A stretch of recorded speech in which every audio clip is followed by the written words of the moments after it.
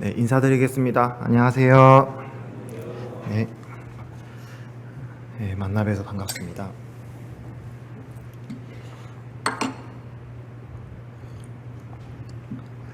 왠지 모르겠는데 오늘 말씀을 전하는 준비한 데 있어서 굉장히 마음이 떨리고 굉장히 좀 마음이 무거운 좀 이런 마음 가운데 준비도 하게 되고 이 앞에 이렇게 올라오면서도 하나님께 기도하면서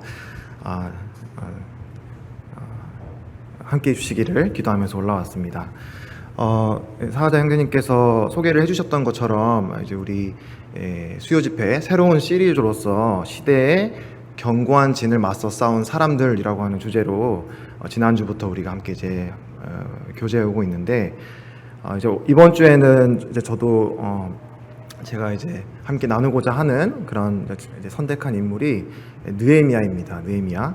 그래서 이 느헤미야라고 하는 인물을 이제 뭐 특별히 선택한 특별한 이유가 있어서는 아니지만 이 예전부터 사실 이 느헤미야라고 하는 인물 또 이 느헤미야서라고 하는 이 책에 대해서 이렇게 많은 흥미를 가지고 있었고 또 준비하는 가운데 이렇게 쭉 보면서 비록 이제 이 느헤미야서가 기록된 거는 구약 거의 마지막 시대에 해당되는 그런 이야기인데, 근데 오늘날 우리 마지막 때인 우리들이 사는 하나님의 백성 우리 교회에게도 참 주시는 이런 큰 교훈이 있다라는 것을 좀 보게 되면서 사실 그 하나하나 안에 정말 그 다뤄도 모자란 너무나 많은 내용들이 있는데요.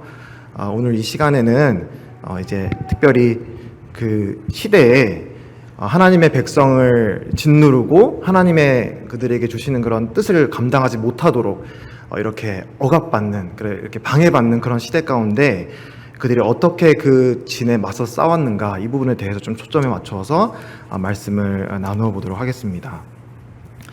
이제 느헤미야서가 기록된 시기적 배경은 이제 잘 아시던 바와 같이 이스라엘 백성이 하나님의 말씀에 또 하나님에 대하여 거역하고 불순종하고 하나님께서 누누이 그들에게 정말 사랑으로 너희들이 그렇게 나의 말을 어기고 다른 이방신들을 섬기고 내 말에 거하지 않으면 정말 너희에게 이 생명을 누릴 수 있는 그런 것이 없을 것이다. 그리고 너희들이 계속 이런 길을 가다가는 내가 주위에 있는 이방 민족들을 세워서 너희를 꾸짖고 이 땅에서 쫓아낼 수밖에 없을 것이다 라고 하는 그런 경고를 누누이 하셨는데, 결국은 이제 이스라엘 백성이 그 하나님의 거듭된 그 경고의 말씀을 듣지 아니하고 이제 북이스라엘 같은 경우는 아수르 제국에 의해서, 남유다 왕국은 바벨론 제국에 의해서 멸망당하게 됩니다.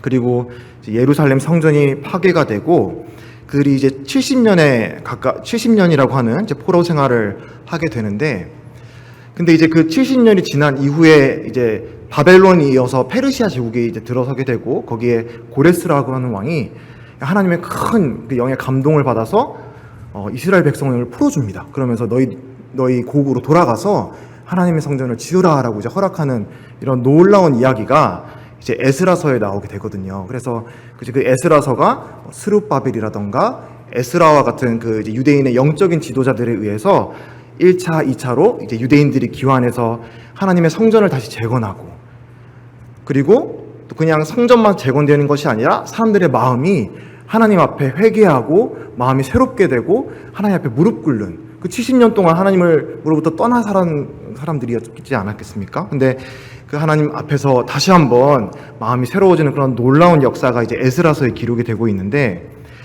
근데 이제 느헤미야는 그 에스라서 이제 예루살렘 성전이 재건이 된 그 이후로 또 70년이 지난 이후의 일이 이제 오늘 살펴보게 될 느헤미야의 이야기입니다. 그래서 어떻게 보면 한 번은 이제 하나님께서 이 엄청난 부흥의 역사를 이스라엘 민족 가운데 일으키신 이후에 이 부흥의 열기가 조금 시들어지고 사그라들고, 그리고 또 많은 것들이 좀 잊혀진 때라고도 이제 볼 수 있는 것이죠. 그래서 이제 이 느헤미야가 기록된 이 시대에 하나님의 백성에게, 그리고 이제 느헤미야를 필두로 이 하나님의 백성에게 주어졌던 이 하나님의 사명, 그들을 향한 이런 하나님의 뜻은 바로 하나님이 거하시는 이 하나님의 성을 둘러싸고 있는 성벽을 재건하는 것, 그리고 계속해서 이스라엘 백성의 마음이 하나님 앞에 새로워지고 회개하고 하나님의 말씀 앞에 순종으로 나아가는 그러한 것이 이제 이 이 시대에 사람들이 이제 하나님께서 주신 큰 사명이었다라는 것을 염두에 두시면서 말씀을 들어주시면 감사드립니다. 그래서 이제 이런 성벽이 재건된다라던가 아니면 이제 백성이 회복이 된다라던가 이런 재건, 회복 이런 말들은 제가 개인적으로 굉장히 좋아하는 그런 표현들입니다. 왜냐하면 좋잖아요.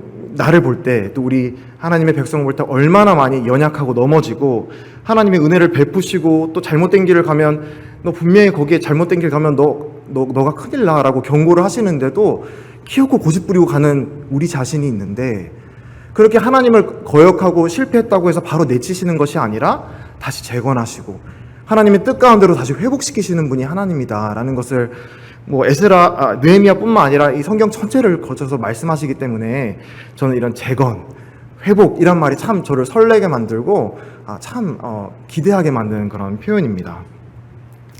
근데 이제 이 느헤미야 그리고 또 에스라의 이야기를 이렇게 쭉 돌아보게 될 때 좀 흥미로운 점은 이 하나님의 백성이 이 믿음의 자리에 떠나서 멀리 방황하는 시기를 겪은 이후에 다시 이제 영적으로 또 믿음 안에서 원래 있어야 될 또 마땅히 있어야 될 그 자리로 돌아오는 그 회복의 과정이 마음 같아서는 그냥 뚝딱 그냥 한 번에 마법처럼 일어나면 참 좋겠는데, 이 에스라서부터 이제 느헤미야에 이르는 이 시간이 거의 140년이 걸린다고 합니다.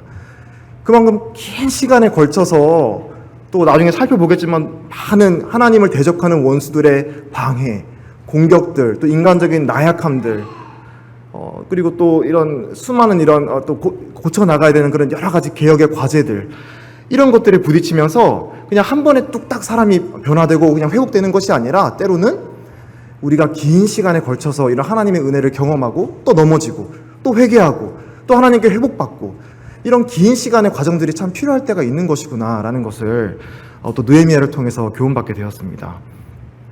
그래서 이런 배경을 한번 염두에 두시면서 이 느헤미야 오늘 성경을 좀 많이 찾게 될 터인데, 성경을 갖고 계신 분들은 꼭 한번 펼쳐서 이제 같이 찾아가시면서 이 느헤미야를 통해 그럼 우리는 이 느헤미야의 때처럼 이 시대의 경관진에 어떻게 우리가 맞서 싸워갈 것인가, 어떻게 하나님은 우리를 사용하실 수 있을 것인가, 이런 부분을 함께 묵상하시면서 들어주시면 참 유익하겠다 생각합니다. 그래서 이제 이 스룹바벨과 에스라와 같은 이 지도자들을 통해 시작된 이 예루살렘의 성전 재건 프로젝트가 이제 완성되는 이야기가 이제 느헤미야인데요.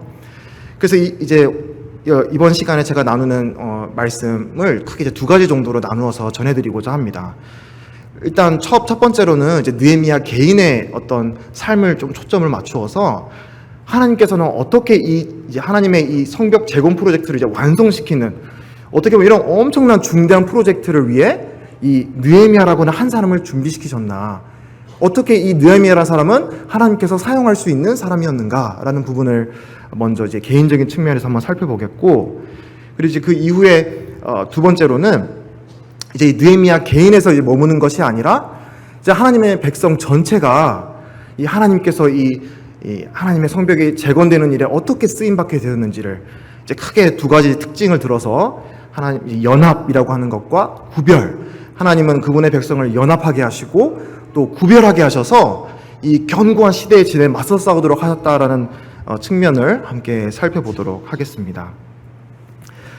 이제 1장을 보시면 이제 느헤미야라고 하는 인물이 이제 소개가 되고 이제 등장이 되는 것을 보는데요.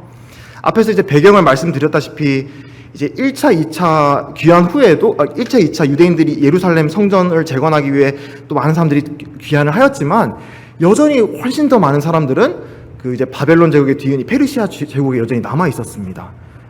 그리고 이제 바벨론 제국의 처음 포로 생활로 잡혀간 이후로 140년이 흘렀기 때문에 사실은 한 세대 이상이 흐른 것이죠. 그래서 이미 이제 이방 땅에서 태어나서 거기에서 자라서 이방 땅에서 그냥 생활하고 사업하고 돈 벌고 가족 꾸리고 거기에 있는 문화에 그냥 이렇게 익숙해져 가서 살아가는 유대인들이 많이 있었던 것입니다. 근데 그런 인물들 가운데 또 이제 느헤미야라고 하는 한 사람이 있었던 것인데, 이 느헤미야라고 하는 인물은 특히 이제 이 페르시아 아닥사스다 왕의 술관원이었다라고 소개를 합니다. 이 술관원이라고 하는 직책은 특히 이제 그 페르시아 제국에 살고 있었던 유대인들 가운데서도 굉장한 특권층, 해당되는 것이라고 우리가 이해할 수 있는 것이 이제 이 왕의 술 관원이라고 한다는 것은 그 왕으로부터 큰 신임을 받지 않으면 할 수 없는 일이었기 때문입니다. 그것도 그럴 것이 왕이 얼마나 많은 사람들의 암살 그리고 음해가 있었겠습니까? 그래서 이제 왕이 마시는 술에 독이 타져 있는지 안 타져 있는지 이런 걸 체크하고 점검하고 때로는 자기가 직접 시음을 해보기도 하고 이제 그게 바로 이제 술 관원의 역할이었기 때문에 왕이 정말 믿을 수 있는 사람이 술 관원이어야만 했습니다. 그래서 그런 왕으로부터 신임을 받는 그런 자리에 이제 종사하고 있었기 때문에 이제 우리가 추측건대 느헤미야는 굉장한 많은 혜택과 또 특권과 그리고 이런 생활의 안정을 누리고 살아가는 그런 사람이었을 것이다라고 우리가 추측해 볼 수 있습니다. 근데 오늘날 하루는 자신의 이제 동생이 하난이라고 하는 인물로부터 자신의 고국인 예루살렘에 대한 소식을 듣게 되는데요. 근데 이제 들었는데 거기에 자신이 섬기는 그 하나님의 거하시는 처소, 하나님의 성전이 완전히 여전히 폐허가 되어 있고 그 성벽과 성문이 다 불타서 그냥 무너져 있는 상태 그대로이다라는 얘기를 듣습니다. 그리고 더 덮친 격으로 또 거기 살고 있는 이스라엘 백성들, 예루살렘에 살고 있는 그 이스라엘 백성들도 큰 환란에 처해 있다라는 소식을 듣게 된 것입니다. 우리는 그 이제 느헤미야가 이제 70여 년 전에 그 에스라와 같은 그 지도자들에 의해서 일어난 그 1차, 2차 대부흥, 그 이스라엘 민족의 엄청난 그 부흥의 역사에 대해서 얼마나 알고 있었는지 우리는 알 수가 없습니다. 기록이 없기 때문에요. 근데 분명한 것은 이 지금의 시점에 이르기까지 하나님이 거하시는 이 하나님의 성전과 그 주변을 둘러싸고 있는 성벽, 또 예루살렘에 살고 있는 하나님의 백성들이 지금 내가 그냥 이방 땅에 살고 있는 나의 처지보다 훨씬 더 비루하고 못 살고 어려운 형편이 있다는 얘기를 들었을 때 이 마음에 엄청난 부담과 탄식과 애통하는 마음을 가지는 것을 우리는 보게 됩니다.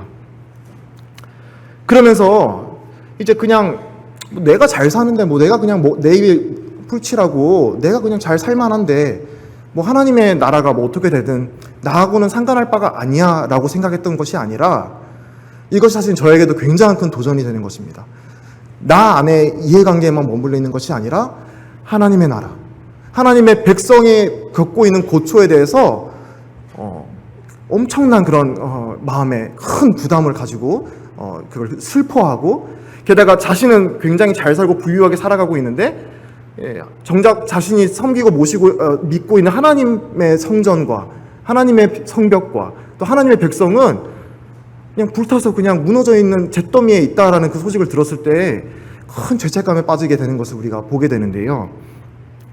하나님은 이와 같은 사람이었던 느헤미야 한 사람을 통해서 이제 성벽이 완성되는 일을 이제 시작하셨다는 것을 우리는 보게 됩니다. 그래서 이제 다시 한번 이 느헤미야는 하나님께서 이스라엘 백성에게 이제 부흥의 물결을 일으키시게 되는데 이 결국 이제 부흥이라고 하는 단어를 우리가 많이 쓰지 않습니까? 부흥, 하나님의 백성을 향한 각성, 영적인 각성.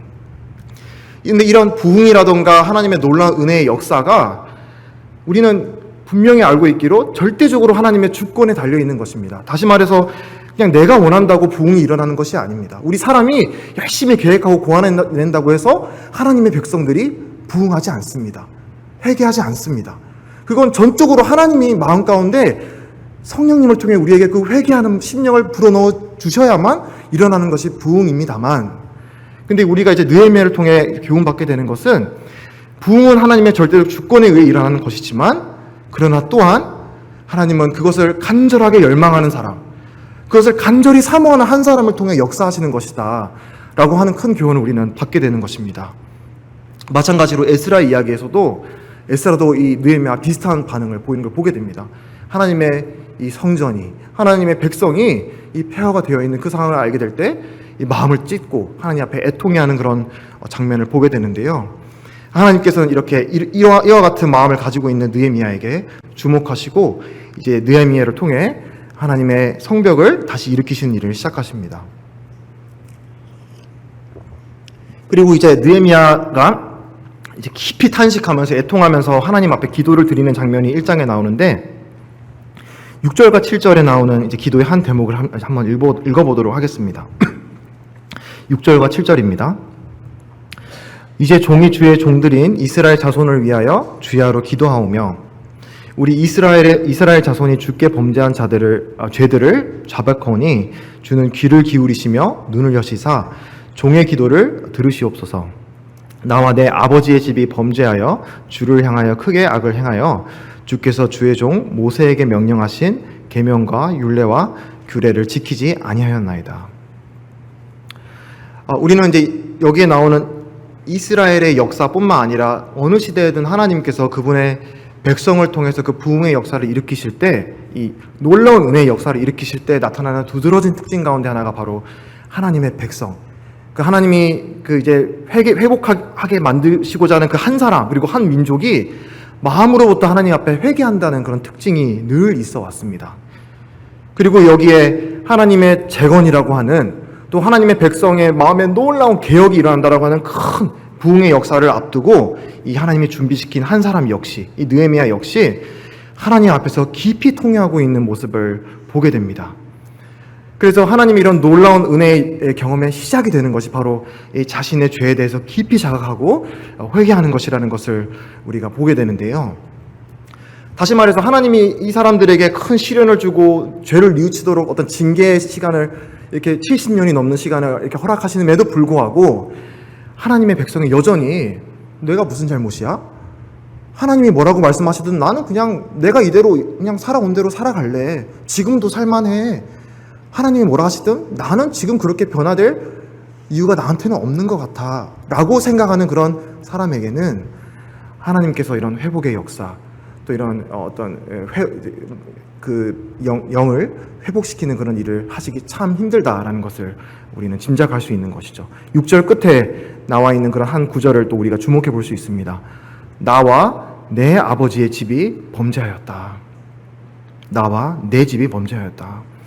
참된 회개는 다른 사람들을 손가락질하고 내가 처해 있는 상황에 대해서 다른 사람을 핑계하고 나는 지금 환경이 이러니까 난 이렇게 될 수밖에 없었어. 어쩔 수 없잖아. 난 이렇게 될 수밖에 없는 건데 나보고 어떻게 하라고. 그것이 참된 회개의 자세가 아니라 먼저는 나부터 내가 하나님 앞에 하나님의 뜻과 또 목적 안에서 완전히 어그러진 맞지 않는 부합하지 않는 삶을 제가 살고 있어 왔군요.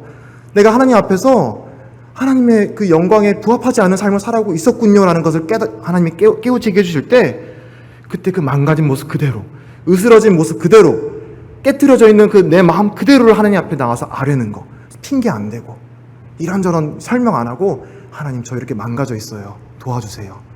하나님만이 저를 구원하실 수 있습니다. 라고 하나님 앞에 나오는 것이 참된 회개의 모습이고 하나님이 그렇게 참되게 회개하는 그 한 사람 그리고 그 민족을 통해서 하나님께서 그들을 회복시키시고 하나님의 놀라운 일을 이루실 수 있다라고 우리는 교훈받게 됩니다. 그리고 이어지는 8절과 9절에서도 이제 이 느헤미야의 기도를 우리가 보게 되는데 제가 읽어보도록 하겠습니다. 8절과 9절입니다.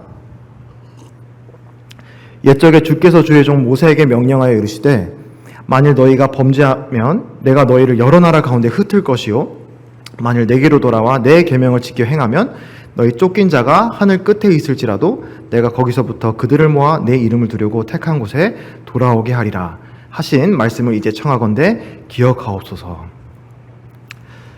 이제 느헤미야는 계속 이제 자신의 하나님께서 비추어주시는 이런 하나님의 이런 뜻과 목적에 부합하지 않은 삶에 대해서 깊이 탄식하고 또 자신의 죄에 대해서 하나님께 회개한, 그래서 자신의 죄에 대해서 그리고 자신의 민족이 범한 죄에 대해서 한탄하고 그리고 자책하는 데서 끝나는 것이 아니라 여기 보시면은 하나님의 어떠하심에 대해서 깊이 묵상한 가운데 하나님 앞에서 다시 한번 어떻게 보면 담대하게 그리고 간곡하게 하나님 앞에 도와주실 것을 요구하고 또 요청하고 있는 것을 보게 됩니다.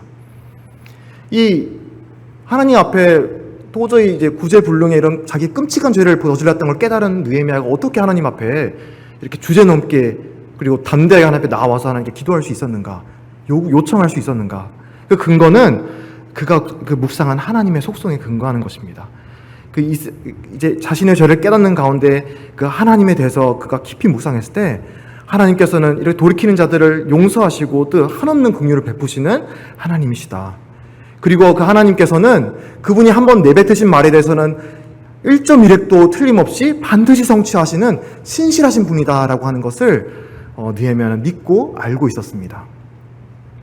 그래서 이스라엘 백성이 비록 하나님 앞에 이 70년 동안 떠나 있고 또 그 70년 하나님이 돌이키신 이후에도 여전히 떠나 있는 그런 상황에 방황하는 그런 상태에 있다고 할지라도 우리가 지금 이 순간 하나님께서 우리에게 마음을 비춰주시는 이 순간 우리가 하나님께 돌이키고 다시 한번 하나님 저희 죄를 깨닫습니다.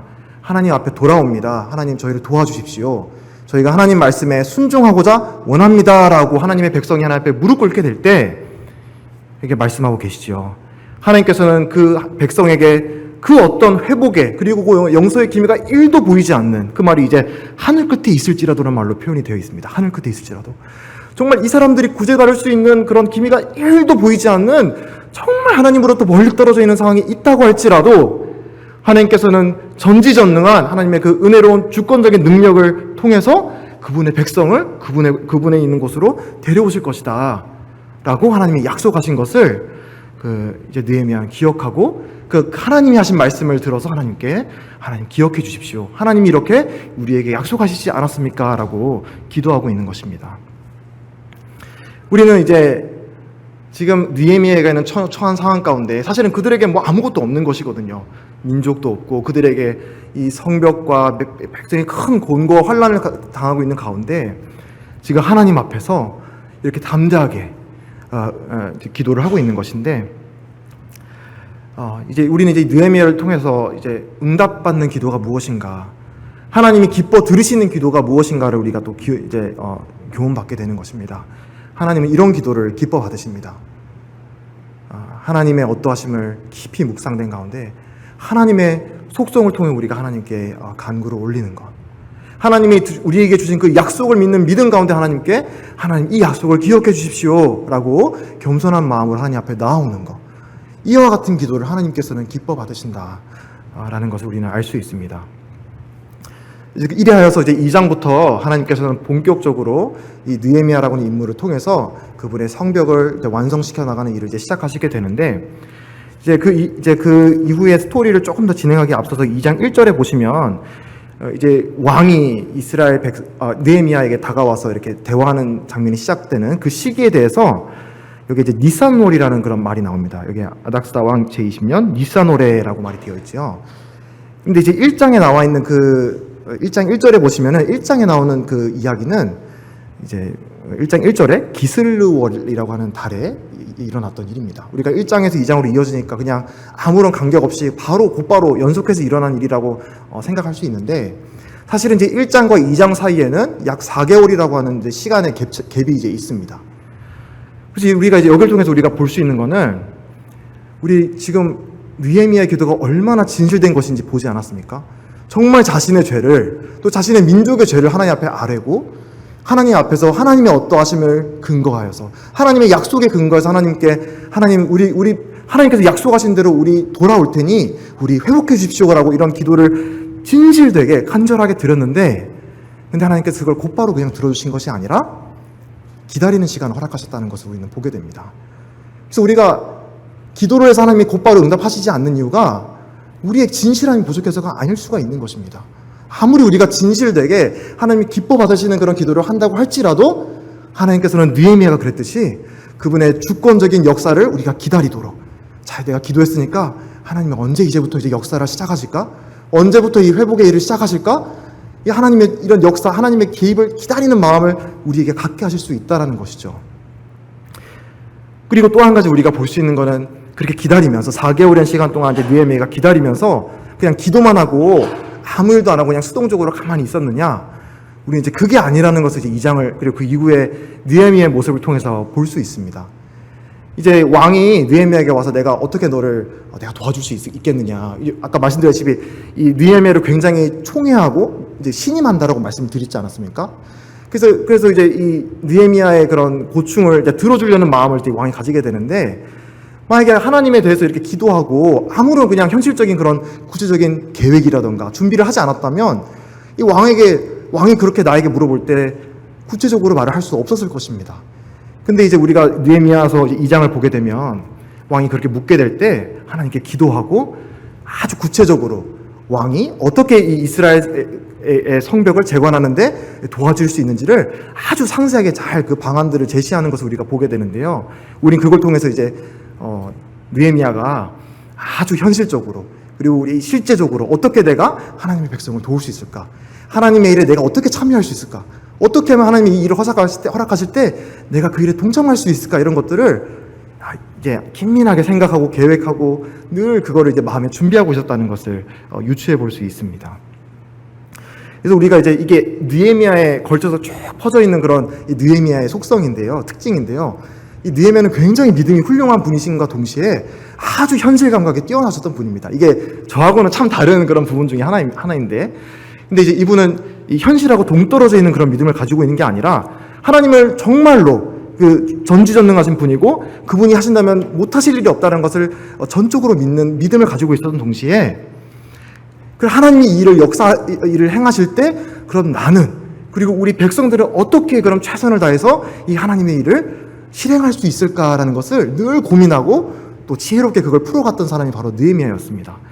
그래서 이런 믿음과 실천이라는 것이 아주 잘 균형 잡혀 있던 사람이 바로 느헤미야였더라고요. 저에게는 굉장히 큰 도전이 되고 참 맞아 이와 같은 사람을 하나님께서는 이런 일에 또 사용하셨구나라는 것을 교훈받게 되었습니다. 그래서 이제 믿음이라는 거는 우리가 이제 오해해서는 안 되는 게 즉흥적이거나 무계획적으로 그냥 내가 하고 싶은 대로 마음대로 그냥 툭 하는 게 그게 믿음이 아니라 이 느헤미야처럼 철저하게 자기 자신에 대해서 하나님께 드려지기를 준비하는 사람도 또 믿음의 하나의 모습이 될 수 있다는 것을 또 교훈받게 됩니다. 이렇게 해서 이제 느헤미야에게는 이제 절호의 찬스가 찾아오게 됩니다. 4절과 5절을 2장 4절 5절을 읽겠습니다. 왕이 내게 이르시되 그러면 내가 무엇을 원하느냐 하시기로 내가 곧 하늘에 하나님께 묵도하고 왕에게 이르되 왕이 만일 좋게 여기시고 종이 왕의 목전에서 은혜를 얻었사오면 나를 유다 땅에 나의 조상들의 묘실이 있는 성읍에 보내어 그 성읍을 건축하게 하옵소서. 바로 앞에 말씀드린 바와 같이 느헤미야는 늘 기도 가운데 그리고 이런 현실적인 준비 가운데 이 마음의 준비가 되어서 있었던 사람이었습니다. 그래서 이와 같이 마음의 기도로 그리고 실천할 그런 준비로서 준비되어 있었던 한 사람이었기 때문에 하나님께서 이제 이렇게 왕의 일상적인 대화였지만 이런 왕의 일상적인 대화를 통해 딱 기회가 찾아왔을 때 하나님이 이제 나에게 드디어 기회를 주시는 것인가? 드디어 때가 온 것인가? 라고 하는 것을 포착할 수 있었던 것입니다. 근데 이와 같은 이제 하나님이 우리의 삶 가운데 또 우리 교회 가운데 역사하시는 그것을 우리가 포착할 수 있는 눈이 어디서 오느냐? 바로 이제 기도라고 하는 것에 온다라는 것을 우리가 교훈받게 됩니다. 기도하지 않는다면 그냥 흘러가는 것이죠. 그냥 늘 있는 직장 속에서, 늘 있는 학교 생활 속에서 그냥 흘러가는 시간일 텐데 내가 하나님 앞에 드려지기를 늘 간구하고 기도하는 사람이었다면 그리고 그것을 마음 가운데 늘 고민하는 사람이었다면 내가 만나는 한 사람과의 그런 대화, 누군가와의 뜻밖지 않은 그런 한 사람과의 만남, 어떤 작은 사소한 하나의 사건의 계기, 이거 하나가 하나님이 나에게 말씀하시는 것으로 나에게 포착될 수 있다는 것이죠. 느헤미야가 그와 같은 마음으로 준비하고 있었기 때문에 왕이 그에게 너가 무엇을 원하느냐라고 하는 말이 하나님이 하시는 말씀으로 들리지 않았겠습니까? 하나님, 드디어 때가 왔네요. 그래서 우리가 살아계신 하나님의 역사를 경험하는 이 일의 비결이 어디느냐? 바로 기도에 있다라는 것을 다시 한번 발견하게 됩니다. 물론 우리가 기도하지 않는다고 해서 하나님이 그러니까 일을 하시지 않으시지 않습니다.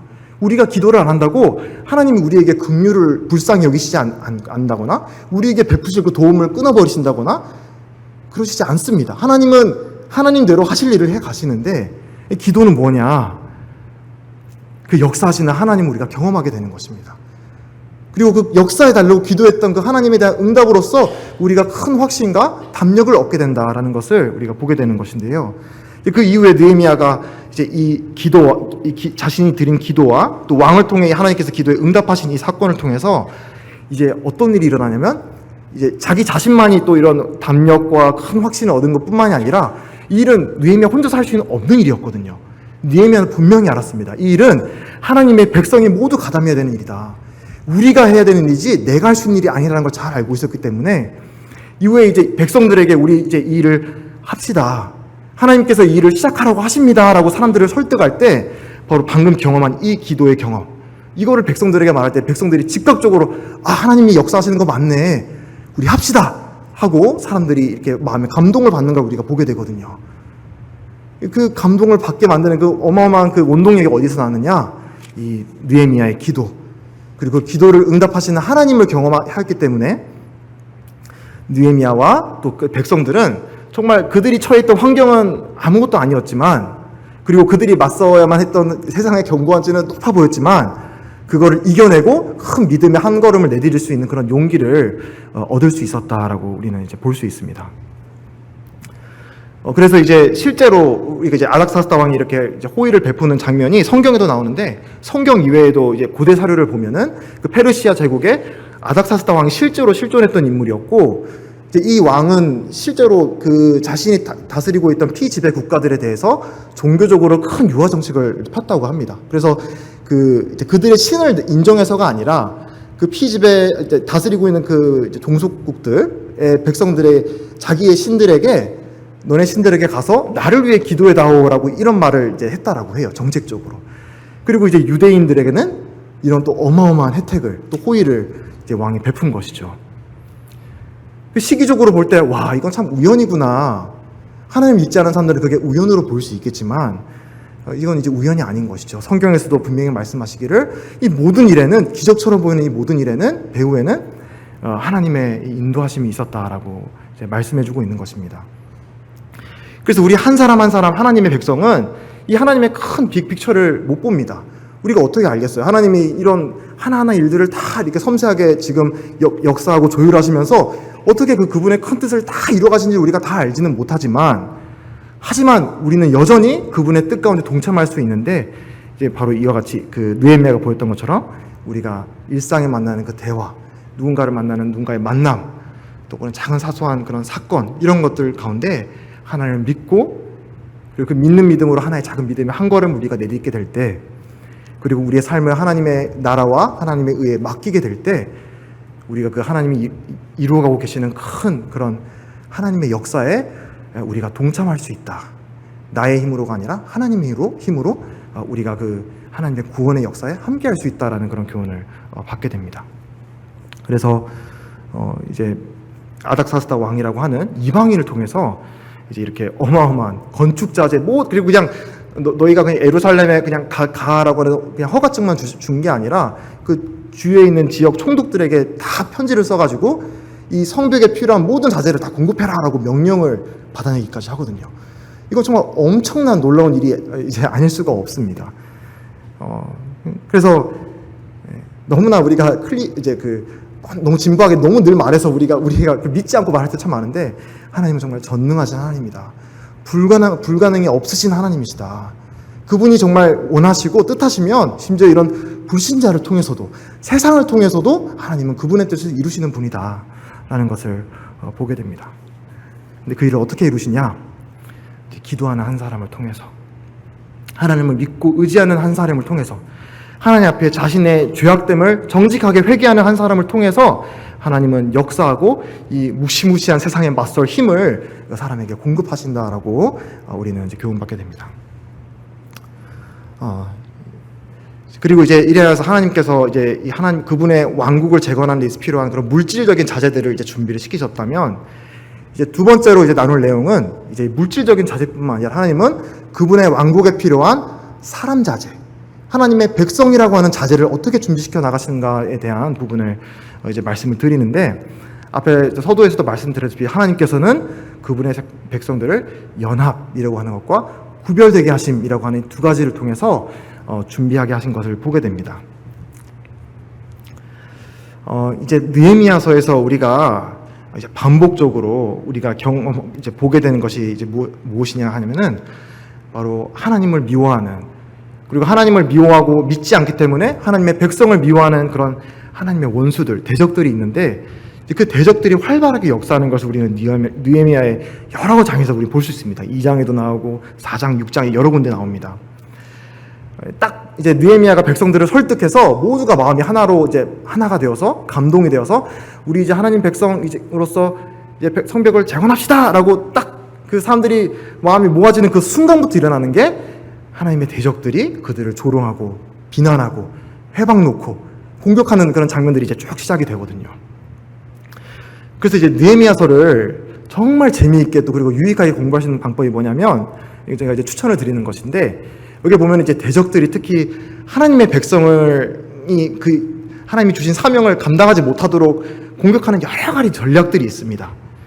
저는 이제 정리를 해서 한 6가지 정도가 나왔는데, 그것들을 쭉 보면서 사탄은, 우리의 원수는 어떻게 우리를, 하나님의 일을 감당하지 못하도록 회방 놓는지, 공격하는지, 그리고 그에 대해서 느헤미야와 하나님의 백성은 어떻게 대처했는지를 하나하나 다 살펴보면 너무 좋아요. 근데 제가 오늘 이 시간에 다 그 설명드리면 그건 이제 시간이 너무 많아지기 때문에 다 말씀드릴 수 없습니다만, 나중에 이후에 느헤미야를 공부하실 수 있는, 또 교제할 수 있는 그런 기회가 되신다면 그 부분에 대해서도 한번 초점을 맞춰서 어떻게 대적이 하나님의 백성을 공격하였는가, 그리고 그거에서 어떻게 그들이 그거를 이겨냈는가를 한번 유심히 연구해 보시고 또 묵상해 보시는 것도 큰 유익이 되시리라 생각을 합니다. 제가 정리한 바로는 이제 크게 하나님의 대적은 하나님의 백성들을 비난하였고, 또 무시하고 조롱하였고요. 또 때로는 물리적으로 위협을 가하기도 하였고요. 또 이스라엘이라고 하는 공동체 안에서 균열이 일어나서 자기들 안에서 막 갈등이 일어나는 그런 내부 분열을 조장하기도 했고요. 때로는 음해를 하고, 또 그 사람들 안에 불안감과 두려움을 조성해서 하나님의 뜻을 계속 용기 있게 이제 실천해 나가지 못하도록 이렇게 겁을 주기도 했습니다. 또 때로는 하나님이 하지 말라고 한 일을 그 정도는 괜찮잖아, 이 정도는 타협해라고 하는 그런 회유책을 쓰기도 했습니다. 그리고 이러한 것들에 대해서 느헤미야와 이스라엘 백성은 믿음으로, 그리고 놀라운 그런 순종하는 마음으로, 그리고 지혜로운 전략을 사용해서 이런 것들을 다 하나씩 이제 이겨나가게 됩니다.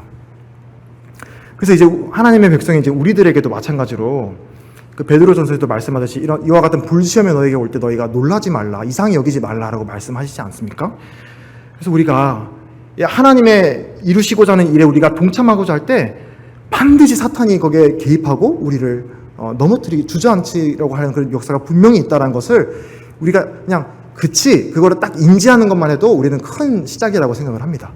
저도 그래요. 저와 또 아내가 있을 때 교묘하게 그런 틈타더라고요. 하나님에게 어떤 그런 교회 중요한 일이 있거나 또 이런 말씀을 준비한 일이 있어서 이상하게 그맘때쯤 되면은 뭔가 그런 틈타는 일들이 생기는데, 그때 우리가 지금 하나님의 원수가 지금 방해하는 거다라는 것을 우리가 서로 인지하기만 해도 우리가 이런 일을 또 극복해 나갈 수 있는 큰 힘이 되는 것을 보게 됩니다. 그래서 이제 그런 많은 대적들의 공격이 있어 왔는데, 근데 이제 그걸 이겨낼 수 있는 힘이 이제 어디에서 나왔느냐? 하나님께서 이스라엘 백성을 연합하게 하시고 서로 동역하게 하셨다라는 부분을 먼저 말씀을 드리고자 합니다. 이제 느헤미야 3장을 보시면 이제 한 구절 한 구절 다 읽지는 않겠습니다만, 여기 이제 이름들이 쭉 나옵니다. 많은 이스라엘 백성들의 이름이 나오고 있는데, 이거 뭐냐면 벽을 쌓은 사람들의 이름인 거예요. 근데 여기는 정말 다양한 사람들이 나옵니다. 여러 지역에 속해 있는 주민들에 나오고, 또 때로는 뭐 금장색, 향품 장사 같은 여러 직업에 속해 있는 여러 직업의 종사자들, 또 여러 어떤 지방을 다스리는 지역의 관료들, 또 누군가의 아들들, 누군가의 딸들이라고 하는 말들을 쓰면서 가족 단위로 또 이 벽돌을 또 쌓았다는 말이 나오고요. 또 이제 가장 먼저 솔솔수범했던 사람들이 영적인 지도자들, 느헤미야, 레위인들, 제사장들, 이런 사람들이 자기 손 더럽혀가면서 열심히 벽을 쌓았다는 말들이 이제 3장에 나오고 있습니다.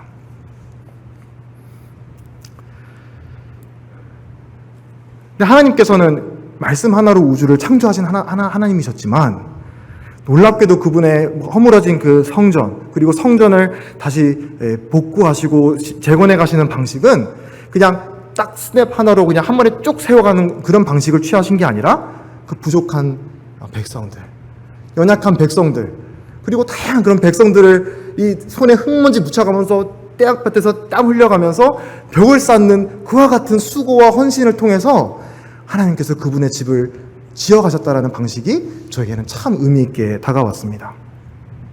그리고 또 하나는 어떤 탁월한 소수만을 하나님이 사용하셨던 것이 아니라 모든 백성을 하나님께서 사용하셨다. 그냥 지도자들만 사용하신 게 아니라 모든 백성들을 하나님께서 사용하셨다. 이게 이제 우리 교회에게도 주어지고 있는 놀라운 적용이 될 수 있다라고 생각을 합니다. 그리고 이제 이런 마음이 하나 되고 이제 연합되어서 이제 이스라엘 백성이 성벽 재건에 착수한 결과가 이제 6장 15절과 16절에 나오는데 읽어보도록 하겠습니다. 6장 15절과 16절입니다. 성벽 역사가 52일 만인 엘룰월 25일에 끝남에 우리의 모든 대적과 주위에 있는 이방 족속들이 이를 듣고 다 두려워하며 크게 낙담하였으니 그들이 우리 하나님께서 이 역사를 이루신 것을 알미니라. 며칠 만에 완료됐다고 되어 있나요? 52일 만에 되어 있습니다. 이 성벽이 허물어진 지 140년이 지났어요. 느부갓네살 왕, 바벨론 왕이 이걸 허문 지 140년이 넘는 시간이 지났고, 그리고 심지어 성전이 시작된 이후로도 70년이 지난 시점입니다. 근데 그 70년이 넘도록 또 안 지었던 그 성벽이 백성들이 연합되어서 다 같이 흙먼지 묻혀가면서 벽을 쌓으니까 아까도 말씀드렸잖아요. 온갖 방법으로 대적들이 방해하고 공격했음에도 불구하고 52일 만에 일이 일어난 것을 보게 됩니다. 이거 이제 좀 세상적인 용어로 사용했을 때 엄청난 생산성인 거죠. 효율인 것이고. 그리고 이제 이런 일이 일어난 것을 본 이제 하나님의 원수들의 반응을 우리가 또 보게 되는데, 그게 이제 16절에 나오지요. 이방 족속들이 이를 듣고 다 두려워하여 크게 낙담하였다. 근데 그 이유가 뭐냐? 그들이 우리 하나님께서 이 역사를 이루신 것을 알미니라. 저는 이 말씀을 들을 때 막 소름이 돋았어요. 와, 우리 교회가, 그리고 내가 만약 하나님을 섬기는 어떤 뭐 사역에 가담하게 될 때 하나님을 섬기는 모든 일이 있어서 이런 평가만큼 진짜 최고의 평가가 어디 있을까? 이게 정말 최고의 평가 아닙니까? 그리스도인이 받을 수 있는, 하나님의 백성이 받을 수 있는 최고의 평가라고 저는 생각을 합니다. 어떤 한 사람의 영광, 사람의 능력이 여기서 높임받고 기억되는 것이 아니라 이 사람들을 통해 드러난 것은 하나님이 일을 하셨네. 야, 우리가 그렇게 끈질기게 이 사람들 방해했는데 기어코 52일 만에 성벽 다 성문하고 만들어내고 마네? 야, 이거 하나님 아니고선 이거 어떻게 했겠냐? 라고 하는 총평을 내리고 있습니다. 근데 이와 같은 놀라운 이런 평가를 얻는 데 있어서 결국 그들에게 보였던 특징이 무엇이느냐? 연합이었다는 거죠. 하나 되지 못했다면 아마 이와 같은 일이 일어나지 못할지도 모릅니다. 그들이 연합이 되어서 온갖 그 대적들이 방해를 하는 가운데, 낮에는 보면은 정말 좀 말도 아니에요. 사람들이 이제 쳐들어온다고 위협을 하고 박해를 하고 있으니까 한 손에는 무기를 들고 막 한 손에는 벽을 들어서 이렇게 막 올리기도 하고, 나중에는 이 교대로 밤낮 바꾸어가면서 낮에는 막 땀 뻘뻘 흘려가면서 흙먼지 다 뒤집어 쓰고 성벽을 쌓고, 밤에는 막 눈 비벼가면서 또 이렇게 경계를 서고, 그리고 자기 집 앞에 있는 성문 이런 것들을 수리하고, 이런 것들을, 그러니까 이제 이 하나님의 일이라고 하면은 막 추상적이고 영적이고 구름 위를 둥둥 떠다니는 그런 일이라고 생각하는데, 보면은 정말 더티한 일, 손에 막 흙먼지 다 묻혀가면서 하는 일, 그리고 그 일에 모든 백성이 하나 될 때, 지도자든 뭐 그렇지 않은 사람들이든 모든 직업이든 어떤 사람이든 남자든 여자든 이 일에 모두 하나 되어서 하나님께 헌신되고 함께 마음이 하나가 될 때 하나님의 영광이 나타났다라는 것을 이제 교훈받게 될 때, 내가 하나님이 오늘날에도 하나님의 일을 우리 백성을 통해 이루어 가신 데 있어서 내가 일에 함께 할 수 있는 것입니다. 뭐 특별한 대단한 능력이 있는 게 아니라 성벽 하나하나를 쌓아가는 일에, 이런 수고와 헌신에 내가 내 자신을 드리는 일, 그게 바로 하나님이 드러나시고 세상으로부터, 이 견고한 세상의 진으로부터, 야, 저 사람들을 보니까 하나님이 일하고 계신다라고 평가받을 수 있는 그와 같은 참 우리 백성이, 하나님의 백성이 될 수 있겠다, 이런 기대를 갖게 되었습니다. 그리고 이제 52일 만에 이제 하나님의 이제 예루살렘의 성벽이 완공이 이제 되었는데, 이제 이스라엘의 이 여정, 회복의 여정은 여기서 끝이 나지 않습니다. 끝이 나지 않고 여기서부터 또 이제 새로운 일이 시작이 되는데, 그들은 이제 아직 남아있는 게 있었는데, 그게 무엇이었냐면 바로 이제 마음의 회복이었어요. 이스라엘 백성들 한 사람 한 사람의 마음의 회복. 하나님께서 그들의 심령을 새롭게 하시고 마음을 개혁하게 해서 이제 다시금 하나님 앞에 마음으로 참 예배를 드리는 그런 민족으로, 또 온 세상 가운데 제사장의 나라로서 밝혀지는 그런 나라가 되어야만 됐던 것입니다. 왜냐하면 성벽은 견고하게 지어져도 그들에게 영원한 평화를, 또 영원한 안전을 보장해 주지 못한다는 것을 이미 알고 있었어요. 70년 전에, 140년 전에 그랬잖아요. 그 엄청난 솔로몬의 휘황찬란한 영광의 성전이 하나님 거역하고 하나님 말씀 떠나니까 한순간에 무너졌잖아요. 그걸 알고 있었기 때문에 이 성벽을 지금 지었다고 해서 이게 그들에게 영구한 그런 평화가 보장되지 않는다는 것을 이들은 알았던 것이죠. 그래서 이제 1절과 3절을 보시면 8장 1절과 3절을 보시면 이제 이 백성들이 어마어마한 갈증으로 하나님의 말씀을 듣기 원하는 그런 마음으로 이제 에스라에게 부탁하고 있는 장면이 이제 나옵니다. 1절과 3절을 제가 읽어보겠습니다. 이스라엘 자손이 자기들의 성읍에 거주하였더니 일곱째 달에 이르러 모든 백성이 일제히 수문 앞 광장에 모여 학사 에스라에게 여호와께서 이스라엘에게 명하신 모세의 율법책을 가져오기를 청하매 3절입니다. 수문 앞 광장에서 새벽부터 정오까지 남자나 여자나 알아들을 만한 모든 사람 앞에서 읽음에 뭇 백성이 그 율법책에 귀를 기울였다라고 기록되어 있습니다. 이게 모든 뭇 이런 말들이 많이 반복이 되는데 이제 이 성벽이 50일 만에 재건된다는 엄청난 그런 기적을 목도한 이제 백성들이 이제 하나님을 이제 마음으로 인지하기 시작했어요. 그러면서 우리가 정말 오랜 기간 동안 잊고 살아온 이 하나님 살아계신 분 맞네. 우리 이분 말씀으로 돌아가야 된다라고 하는 엄청난 갈증이 이제 이 모든 이스라엘 백성 가운데 일어난 것을 보게 되는데요. 이 사건을 통해서 이제 하나님께서 이스라엘 백성을 이제 구별하시는 그런 역사를 이루어 가십니다. 구별하시는 역사. 특히 이제 8장부터 시작해서 9장 또 쭉 뒤에 후반부 13장 이르기까지 이제 이스라엘의 개혁의 어떤 역사가 지금 이제 기록이 되어 있는데요. 이제 개혁이라고 하는 말을 들으시면 어떤 이미지가 생각이 나시는지 모르겠는데 오늘날 우리가 뉴스를 보면 뭐 정치권이나 개혁, 혁신 이런 말들이 많이 쓰이지 않습니까? 근데 성경에서 말하는 개혁은 조금 다릅니다. 성경에서 말하는 거는 이런 외적인 어떤 구조의 개혁뿐만이 아니라 물론 그런 것도 포함이 될 수 있겠지만 또 그건 못지않게 중요하게 다뤄지고 있는 것이 우리 인간의 내면의 변화, 내면의 개혁, 특별히 하나님과 그분의 백성 간의 영적인 관계가 회복되는 것이 이 성경에서 말하는 개혁의 아주 중요한 요소로 말씀해주고 있습니다. 그리고 그 개혁을 이루기 위해서는 하나님께서 그분의 백성을 구별하시고 이 죄악된 그런 백성들을 이제 구별해내시는 일을 늘 해오셨습니다. 생각해 보시면 이 엄청난 오랜 기간 동안 이제 이방 나라에서 이방 문화에 깊이 이제 몸에 배어들어서 살아왔던 이 이스라엘 민족이 다시 이제 참 하나님, 여호와 하나님을 섬기는 데 있어서 얼마나 몸에 막 정말 잘못되어 있는 습관들이 많이 배어 있었겠습니까? 이런 것들을 이제 떼어내고 또 세상으로부터도 이제 떼어내야 구별이 되어야 되는 그런 필요가 있었던 것이죠. 근데 이 구별은 단절과 다릅니다. 우리 그냥 하나님의 백성이라고 해서 그냥 세상하고 단절돼서 우리끼리 그냥 어디 숲속에 들어가서 단절돼서 살아가라는 의미가 아니라 하나님은 이스라엘 백성도 그렇고 우리도 그렇고 이 부르실 때에 이 제사장의 나라, 이 세상 가운데 믿지 않는 불신의 세상 가운데 하나님의 빛을, 하나님의 영광을 비추도록 선택하신 것이 우리 하나님의 백성이 가지고 있는 사명입니다. 그래서 우리는 세상과 단절되면 안 됩니다. 늘 세상과 연결되어 있되 그들이 따르는 그런 잘못된 죄악된 풍습, 그런 우상 숭배 이런 것들로부터 우리 스스로를 구별하고 우리는 참 하나님을 섬기는 그와 같은 의미의 이제 구별이 되는 것이죠. 근데 그런 놀라운 일이 이제 일어나는 것은 진짜 인간의 힘으로 되지 않는 것입니다. 않는 것인데, 근데 여기 보면 이 모든 이스라엘 민족의 마음으로부터 하나님의 말씀을 간절히 사모하고 열망하는 장면이 이제 방금 8장 1절과 3절에서 우리가 살펴보았습니다. 얼마나 이 마음이 뜨거웠냐면 이 새벽부터 정오까지라고 되어 있지 않습니까? 이걸 뭐 짧게 잡아도 4시간, 뭐 길게 잡으면 6시간 가까이 되는 시간을 이 에스라가 이 백성들을 모든 백성이 볼 수 있는 높은 강단을 세워놓고 거기에 딱 하나님의 율법의 책을 펴니다.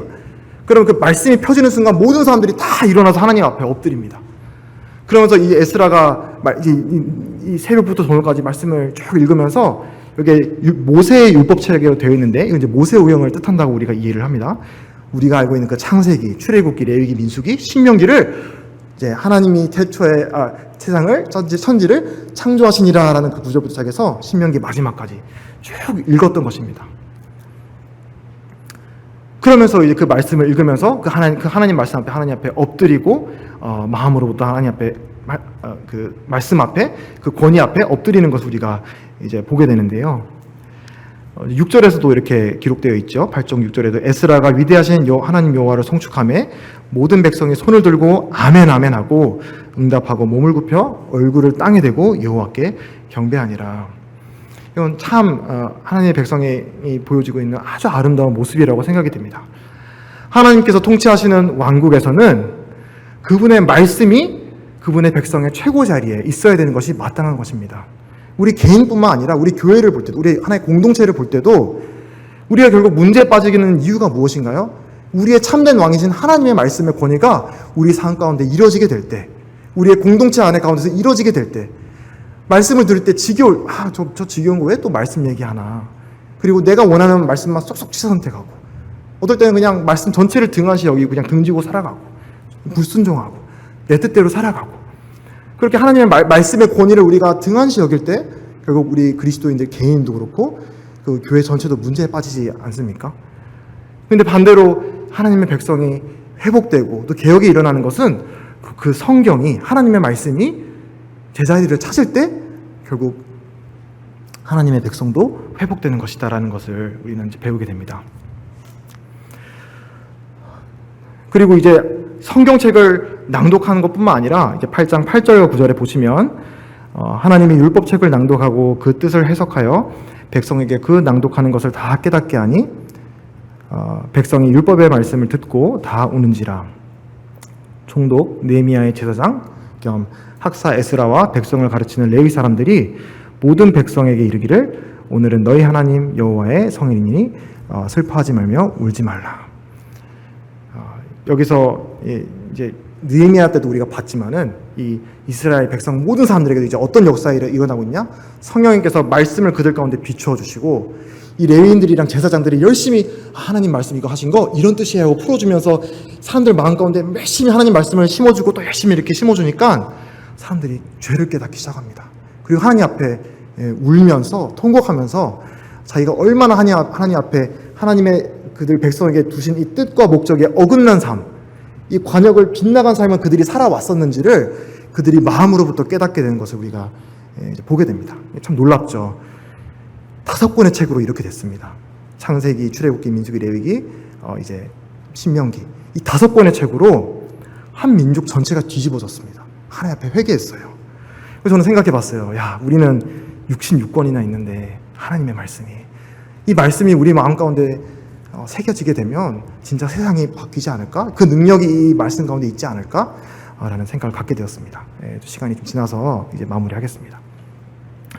그리고 이스라엘 백성은 이제 이 말씀을 듣고 그냥 애통하는 데서 끝나는 것이 아니라 이제 순종으로 나아갑니다.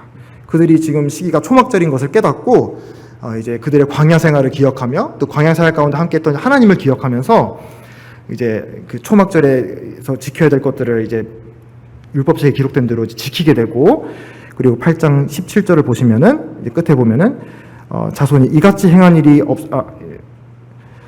눈의 아들 여호수아 때로부터 그날까지 이스라엘 자손이 이같이 행한 일이 없었으므로 이에 크게 기뻐하였다.